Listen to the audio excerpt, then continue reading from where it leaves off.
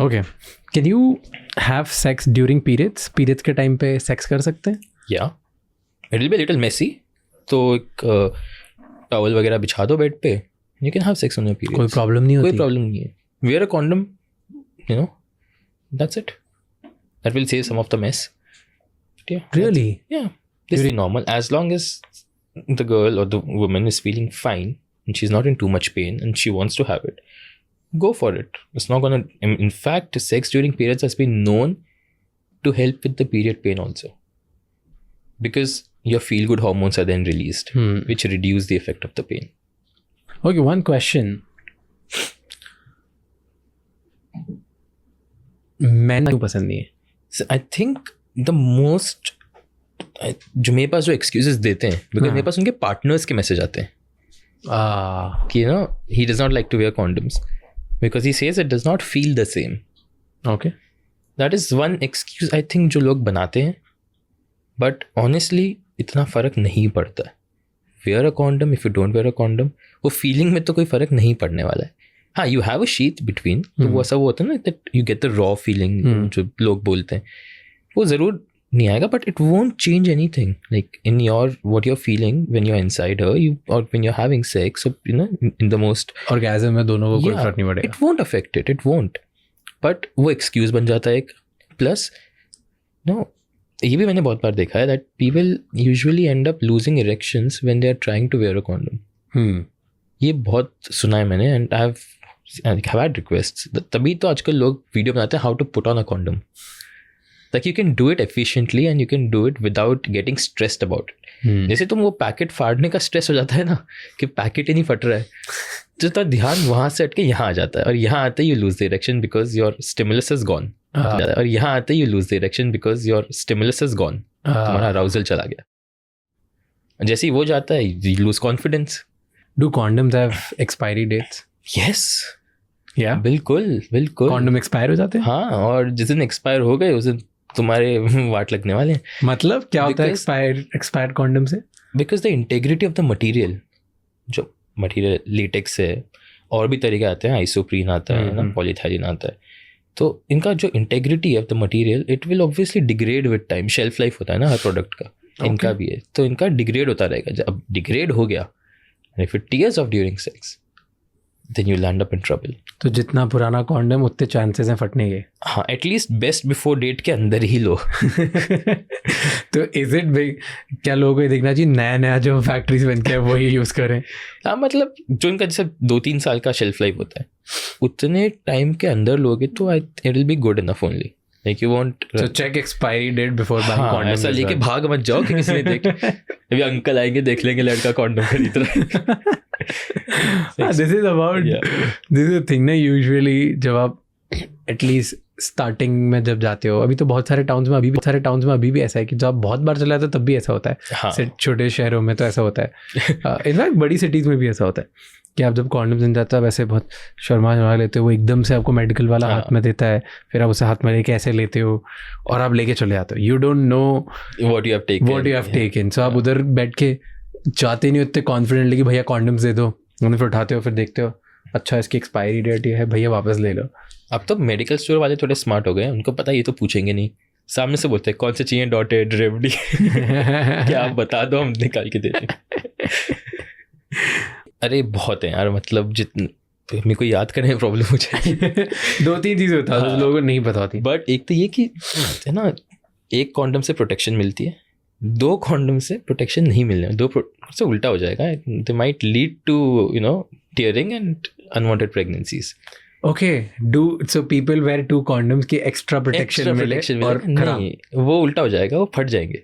Because दोनों के बीच में फ्रिक्शन आ जाएगा. अब कॉन्डम के बीच में फ्रिक्शन आ जाएगा और वो हीट डेवलप करेगा, वो फट जाएगा कॉन्डम. ओके, सो एक ही यूज करना है. So double protection leads to no protection. हाँ, double protection is no such thing as double protection, specially with condoms. Okay, that's first. और क्या होता है कॉन्डम्स, अब इंडिया का पता नहीं, इंडिया में भी एक्चुअली मिलते हैं but not very. It can have a curve, it can be straight, it can go upwards, downwards. It won't affect it. That's and completely there normal. are different ways, different people, different things happen. Yeah. और सब normal है. सब normal है. वैसे you know there's one thing, and because you also sort of come from a tier 2 city, You would know this कि at least when we were growing up, female virginity used to be a big thing, right? Yeah. Is it still a big thing? I think it still is a big thing. Yeah, very unfortunate. Exactly, but it's a big thing. Yeah. So do you think men virginity कुछ चीज़ होता है, male virginity कुछ होता है, the way female virginity is something? अगर होता भी होगा ना तो people I don't think उनको फर्क पड़ता है इतना.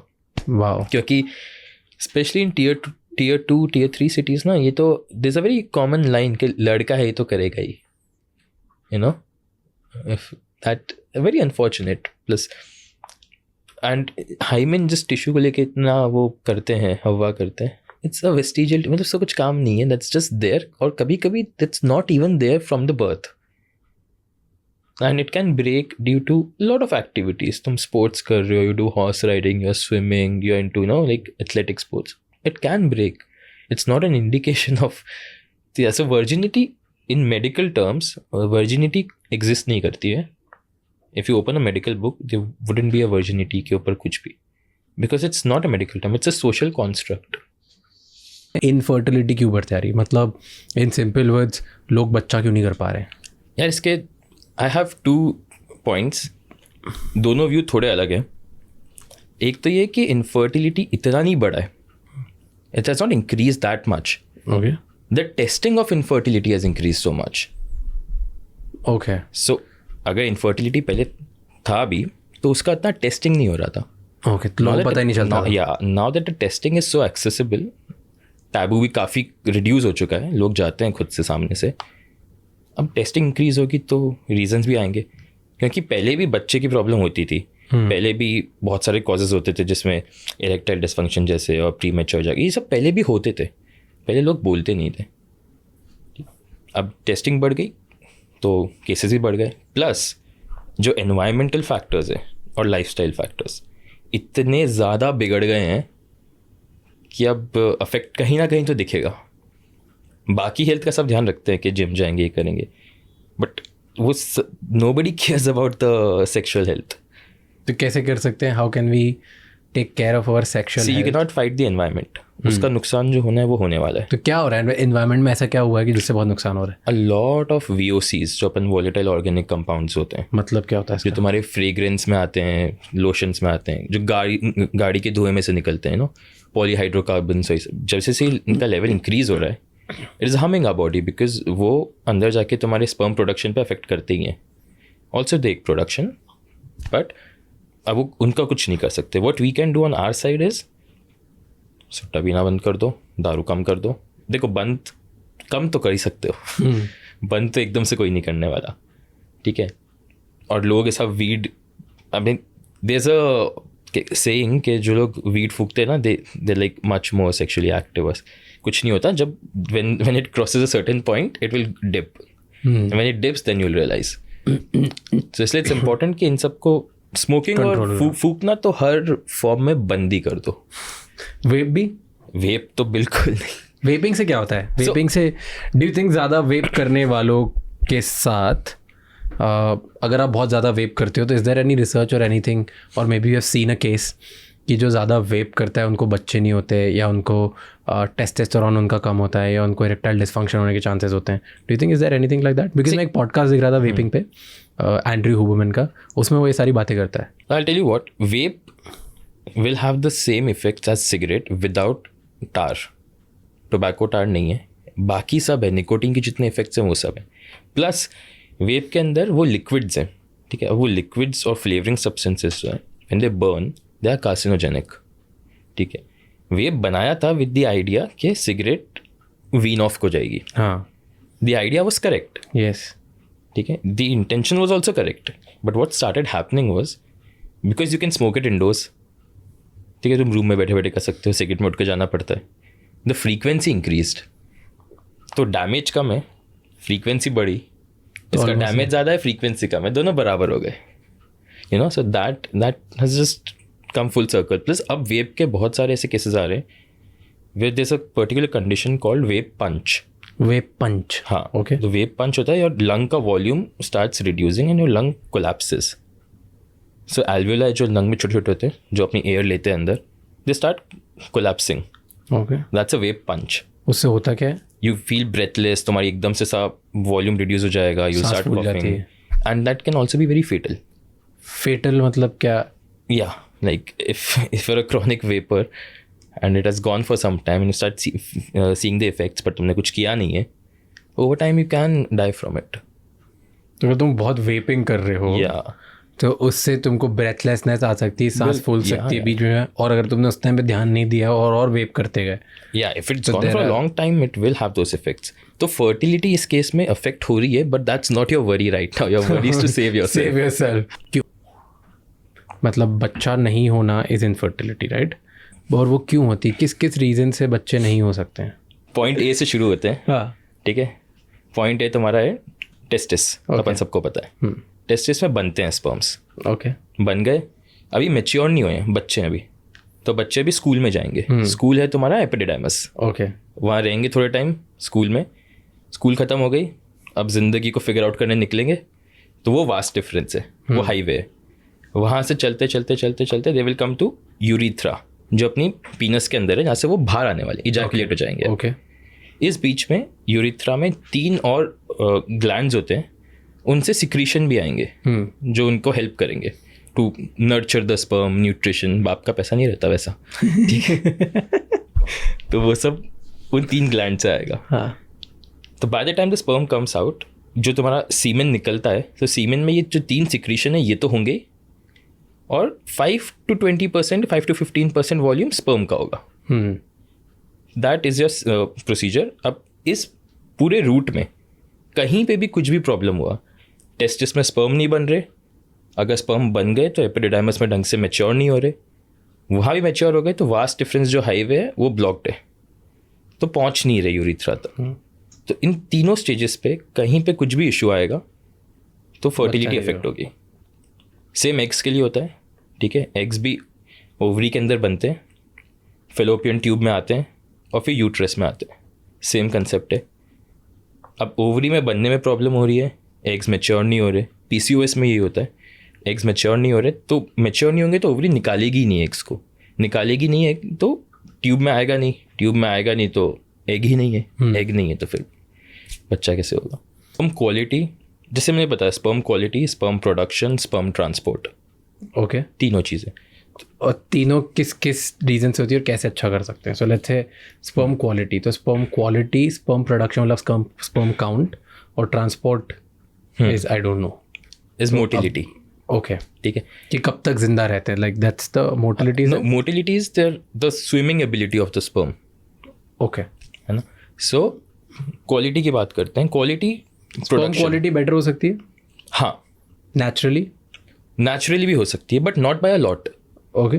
कैसे होती है स्पर्म क्वालिटी? तो क्वालिटी इंप्रूव करने के बहुत क्लीशेड, बहुत ही बेसिक रूल्स है.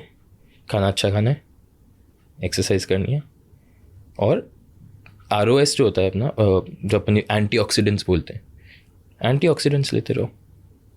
उसका तुम सप्लीमेंट ले लो. क्या होता है एंटीऑक्सीडेंट्स? अपने बॉडी में ऑक्सीडेटिव डैमेज होता है, मतलब ऑक्सीजन का जब मॉलिक्यूल होता है उसको ओवर टाइम, जब अपन एजिंग में भी यही बोलते हैं, तो अपने कितने क्रीम के ऐड नहीं आते कि एंटीऑक्सीडेंट है इसके अंदर. तो वही, तो उसको रिवर्स करना इज एंटीऑक्सीडेंट्स. ऑक्सीडेटिव डैमेज को रिवर्स करना इज एंटीऑक्सीडेंट. ओके. तो स्पर्म के लिए भी वो इंपॉर्टेंट है. तो एंटीऑक्सीडेंट्स क्या होते हैं, कौन से सप्लीमेंट्स में होते हैं? या इसके ना अलग से ही सप्लीमेंट्स आ जाते हैं, बेस्ट है वो ले लो. क्या एंटीऑक्सीडेंट सप्लीमेंट? हाँ, एंटीऑक्सीडेंट और सप्लीमेंट्स. क्या ये नॉर्मल इंसान कोई भी ले सकता है? कोई भी ले सकता है, बिकॉज ये एम्पेरिकल है, इनका कोई फार्मास्यूटिकल एडवांटेज नहीं है, और ये ऐसा 5 दिन लेके नहीं होगा. Like people take it for a long time. कितना लॉन्ग? 3 महीने, 4 महीने, 6 महीने. और can you take it for years? You can. Side effects इतने नहीं होते, because it's like multivitamin. Okay. जैसे मल्टीविटामिन कैसे खा रहे हो वैसे यू हैव. तो फिर हर इंसान को लेना नहीं चाहिए? लेना चाहिए बिल्कुल. मल्टीविटामिन, एंटीऑक्सीडेंट्स और फॉलिक एसिड, ये 3 सप्लीमेंट ऐसे हैं जो लेने ही चाहिए हर इंसान को, रिगार्डलेस. अनलेस आप किसी चीज़ से एलर्जिक हो. हाँ. अगर वो केस नहीं है तो लेने चाहिए. तो क्या क्या फ़ायदे होते हैं, मुझे तीनों के फ़ायदे बताओ. देखो, मल्टीविटामिन से क्या क्या फ़ायदे होते हैं, एंटीऑक्सीडेंट से क्या क्या होते हैं, और फिर फॉलिक एसिड से क्या होते हैं? अब क्या ना, जो अपन खाना जो अपन खाते हैं, ठीक है, it won't have all the nutrients that we need. Fair. और अपन स्किप कर जाते हैं. अब कुछ लोग नॉनवेज नहीं खाते, so they miss out on vitamin B12, yes है ना. तो उसके लिए यू हैव सप्लीमेंट्स, बिकॉज ये है तो ट्रेस अमाउंट में चाहिए, ज़्यादा नहीं चाहिए. प्रोटीन की तरह सब बहुत सारा नहीं खाना है, फैट की तरह नहीं खाना है, बहुत कम अमाउंट में चाहिए. बट बहुत इंपॉर्टेंट फंक्शंस होते हैं तुम्हारे सेल के फंक्शंस. हर बॉडी में everything is made of cell. Cell के फंक्शंस, तुम्हारे डीएनए का स्ट्रक्चर, डीएनए का damage, all of this will be controlled with all these basic micronutrients. Macros सब, हर कोई जिम जाने वाले को पूछो कि मैक्रो सबको पता है, माइक्रोन्यूट्रिएंट्स. माइक्रो किसी को नहीं पता, है ना. उनकी 3 न्यूट्रिएंट में जिंदगी निकल जाती है. तो इसलिए इट्स इम्पोर्टेंट कि माइक्रो पे बहुत ध्यान दिया जाए. सप्लीमेंट्स यार अगर तुम नहीं खा पा रहे खाने में, ले लो. Testosterone levels in men are dropping. They are. And why is it dropping? ये मेरा नेक्स्ट क्वेश्चन हो रहा था. टेस्टोस्टेरोन लेवल्स पहले मतलब होता क्या है? एंड टेस्टोस्टेरोन इतना ज़्यादा भी कॉमन, मतलब ये वर्ड बहुत ज़्यादा यूज़ होने लगा है लास्ट 1 ईयर. कंटेंट बहुत बनने लगा है. तो ये क्या होता है, क्यों ज़रूरी है, और ये क्यों ड्रॉप हो रहा है? यार टेस्टोस्टेरोन जो है ना अपना, आज तो सारी फसाद की जड़ है. ठीक है, झगड़े से लेके तुम्हारी एक्शन मूवीज़, सब जगह तुम्हारे pulled up bodies, which is good, सब अच्छा है. But that's also the cause कि सब उसी से परेशान हो चुके हैं. ठीक है, it's the primary sex hormone जो अपनी बॉडी में होता है, male sex hormone.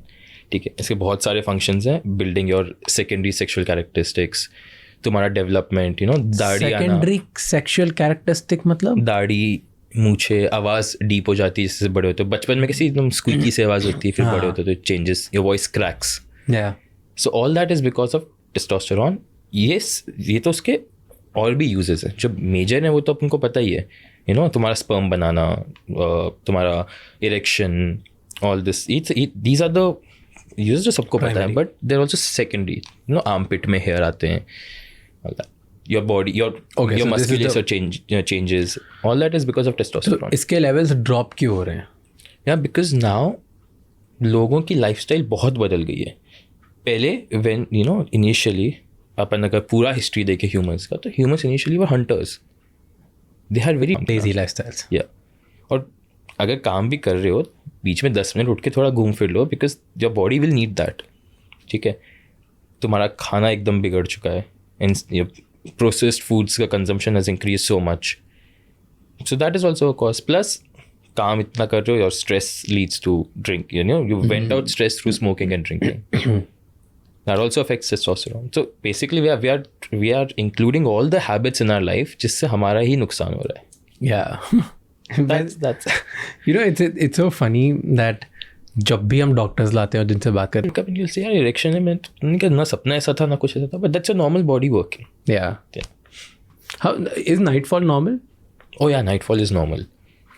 Nightfall is basically कचरा नहीं फेंकते.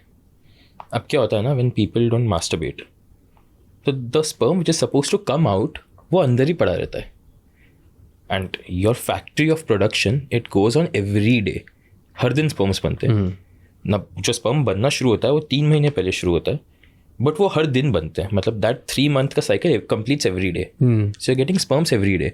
ना इफ यू डोंट एजैकुलेट देम, वो इकट्ठा होते रहेंगे. अब स्कूल से लोगों को पास तो करना होता है ना. इकट्ठा थोड़ी करोगे, और भी बच्चे आ रहे हैं. बट उसका कोई हाई टेस्टोस्टेरोन लो टेस्टोस्टेरोन से लेना देना नहीं है. नहीं. Nightfall is just that your body is expelling all the remaining. Is it good और बैड? कुछ नहीं. No, it's normal. It's very normal. Yeah, so I'll tell you a very interesting study. Embryologist. Yes. Right. I'm an embryologist. Embryologist. एक question है कि everybody says that pull out कर लूँगा मैं time पे तो प्रेगनेंसी नहीं होगी. Right. Do you think that pull out method work करता है effectively? See, pull out method के लिए ना मेरा एक ही लाइन है, you only need to fail once. हर बार काम कर गया, एक बार फेल हो गया गए, इसलिए उसका फेलियर रेट भी हाई है.